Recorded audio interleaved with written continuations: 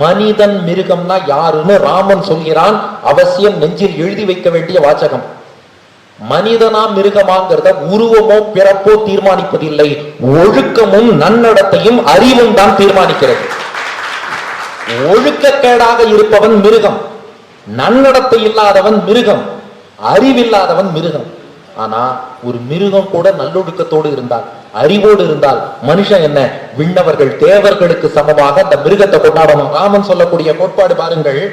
நன்று தீதென்று இயல் தெரி நல்லறிவு இன்றி வாழ்வதென்றோ விலங்கினியல்.